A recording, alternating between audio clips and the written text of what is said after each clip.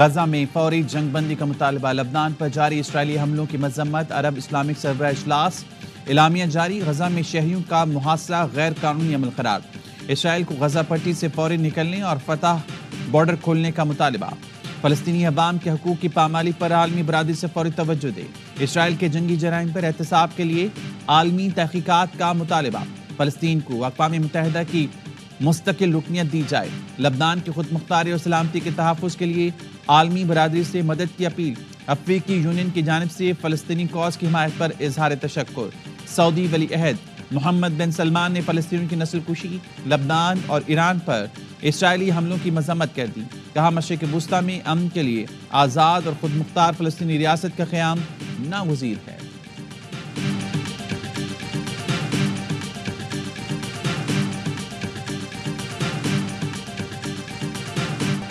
جنگی جرائم پر اسرائیل کو کچہری میں لا کر احتساب کرنا ہوگا، فوری اور غیر مشروط جنگ بندی ہونی چاہیے، وزیراعظم شہباز شریف کا ریاض سمٹ سے خطاب، کہا اسرائیل نے غزہ میں مظالم کے تمام حدیں پار کر لیں، اسرائیل کو ہتھیاروں کی فراہمی پر پابندی لگائی جائے، عالمی عدالت انصاف کے فیصلوں کی روشنی میں اقوام متحدہ میں اسرائیل کی رکنیت پر نظر ثانی کی جائے، فلسطینی ریاست کا قیام ناگزیر ہے، دارالحکومت القدس ہونا چاہیے، نہتے فلسطینیوں کو بلا تعطل امداد کی فراہمی یقینی بنانا ہوگی، وزیراعظم کی لبنان اور ایران پر اسرائیلی جارحیت کی مذمت، غیر معمولی اجلاس پر سعودی عرب کو سراہا، وزیراعظم دورے آذربائیجان پہنچ گئے، 13 نومبر کو world leaders climate action summit سے خطاب کریں گے۔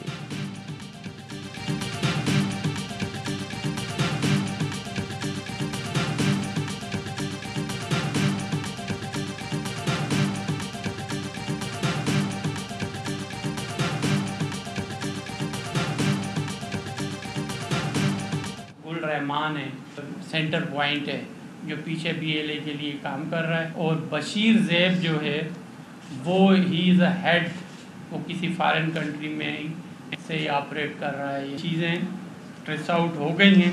گلنسا رکشا والا ہے، یہ بھی اریسٹ ہے، اور جاوید محمد جاوید جو ہے ایلیاس سمیر، یہ بھی اریسٹ ہے۔ کراچی ایئرپورٹ خودکش حملے میں ملوث نیٹ ورک کا پتہ لگا لیا، بشیر نامی شخص ان کا سربراہ ہے جو بیرون ملک سے کالعدم BLA کی سرگرمیاں دیکھ رہا ہے۔ وزیر داخلہ سندھ ضیاء الانجار کی پریس کانفرنس، کہا دوسری عالمی جنگ کا بارودی مواد دھماکے میں استعمال ہوا، گاڑی میں بارود بلوچستان میں نصب کیا گیا، 4 اکتوبر کو گاڑی ہب سے کراچی آئی تو گلنسا نامی خاتون ساتھ تھی تاکہ سخت چیکنگ نہ ہو، گاڑی بینکنگ چینل کے ذریعے خریدی گئی، فائنینسنگ سعید نامی شخص کے اکاؤنٹ سے کی گئی، فنگر پرنٹ سے خودکش حملہ کی شناخت فہد کے نام سے ہوئی، گلنسا، جاوید عرف سمیر، شریف اور فرحان نامی ملزمان گرفتار ہیں، دانش نامی سہولت کار کے تعاقب میں ہیں۔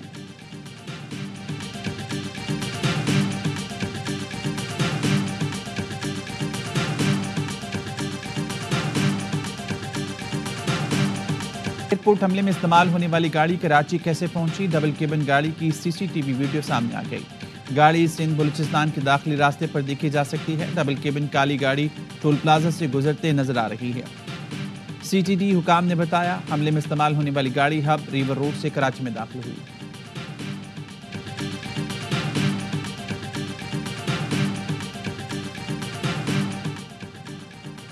کراچی ایئرپورٹ پر مسافروں کو لینے یا چھوڑنے والوں کو سیکیورٹی اداروں کے طلب کرنے پر ٹکٹ کی نقل دکھانی ہوگی، جو نہیں دکھائے گا واپس جائے گا، ایک مسافر کے ساتھ 4 چھوڑنے والے جا سکتے ہیں، شہریوں کو ٹکٹ کے ساتھ شناختی کارڈ بھی دکھانا ہوگا۔ کراچی ایئرپورٹ کے قریب دہشت گرد حملے کے بعد سخت اقدامات کا فیصلہ، پاکستان ایئرپورٹس اتھارٹی نے پلان ترتیب دے دیا، عمل درآمد جلد کرایا جائے گا۔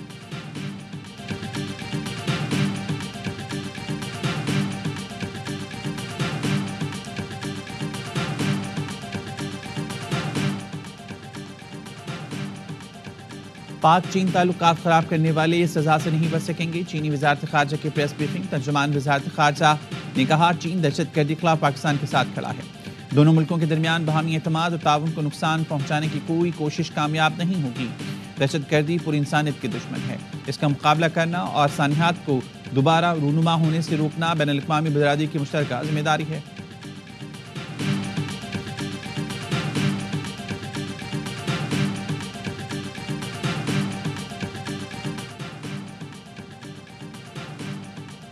لاہور سمیت صوبے کے کئی شہر سموک کی لپیٹ میں، لاہور آج بھی آلودہ ترین شہروں میں سر فہرست۔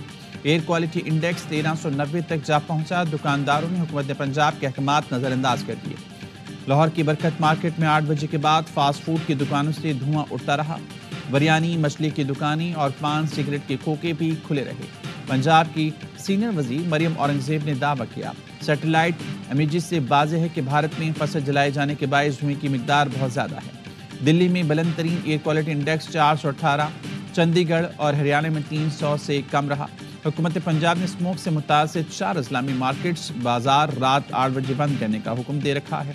لاہور، ملتان، فیصل آباد، گجرانوالہ میں آؤٹ ڈور سرگرمیوں پر پابندی آئی۔ میڈیکل سٹورز، تندور، بیکریاں، پیٹرول پمپ، کریانہ سٹور، سبزی، پھل، گوشت کی دکانیں پابندی سے مستثنیٰ ہوں گی۔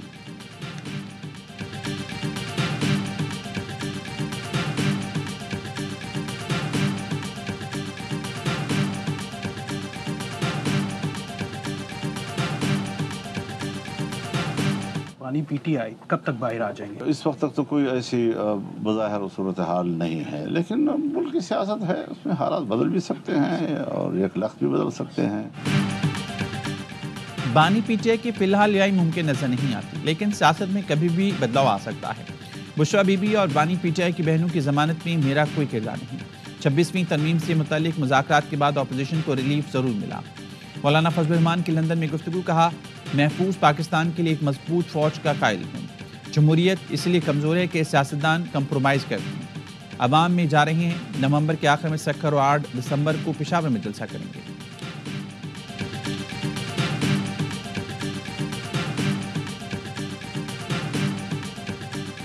خان صاحب کو آپ رہا نہیں دیکھ رہے؟ نہیں، فی الحال تو مجھے لگ رہا ہے کہ شاید ان کو سزا ہو۔ وہ جو کیس ہے نا 190 ملین پاؤنڈ والا، وہ 2+2 4 ہے۔ ہمارے ساتھ تو اگر بات ہوگی تو بالکل سامنے ہوگی۔ باقی رہی دوسری قوت کہ ان کی طرف سے آنکھ ماری جائے، اسٹیبلشمنٹ کا سربراہ جو اس وقت ہے نا، وہ آنکھ مارنے والا بندہ نہیں ہے۔ فی الحال لگتا ہے بانی پی ٹی آئی کو 190 ملین پاؤنڈ میں سزا ہوگی۔ وزیر اعظم کے مشیر رانا ثناء اللہ کہتے ہیں اسٹیبلشمنٹ کا سربراہ آنکھ مارنے والا بندہ نہیں۔ انہوں نے آگے بھی 3 سال کسی کو آنکھ نہیں مانی۔ پی ٹی آئی کو جب بھی بات کرنا ہوگی وہ ہمارے ساتھ ہی ہوگی۔ علی امین گنڈاپور دونوں طرف کھیلتا ہے، اس بار وہ خود ٹھیک ہو جائیں گے یا کر دیے جائیں گے۔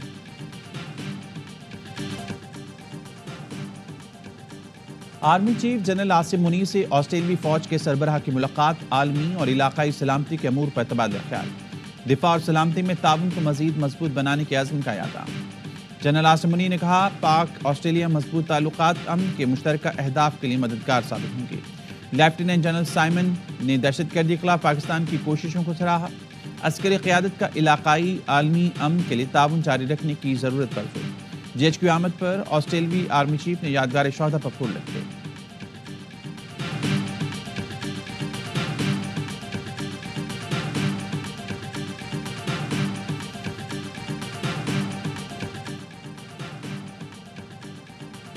Chief of general staff lieutenant general Muhammad Owais Dastgir کا PLA ہیڈ کوارٹرز بیجنگ کا دورہ، کمانڈر PLA سے ملاقات کی، دہشت گردانہ حملے میں چینی جانوں کے ضیاع پر اظہار تعزیت، پاکستان میں چینی شہریوں کی سیکیورٹی بہتر بنانے کے عزم کا اعادہ۔ چینی عسکری حکام نے چینی باشندوں کی سیکیورٹی بہتر بنانے کے پاک فوج کے اقدامات کو سراہا، خطے کے امن اور دشمنوں کا مقابلہ کرنے کے لیے باہمی تعاون کو بڑھانے پر اتفاق۔ دفاعی تعاون سے متعلق دیگر شعبوں میں بھی غور، فوجی تربیت، آلات اور ٹیکنالوجی کے شعبوں میں تعاون پر پیش رفت کا جائزہ لیا گیا۔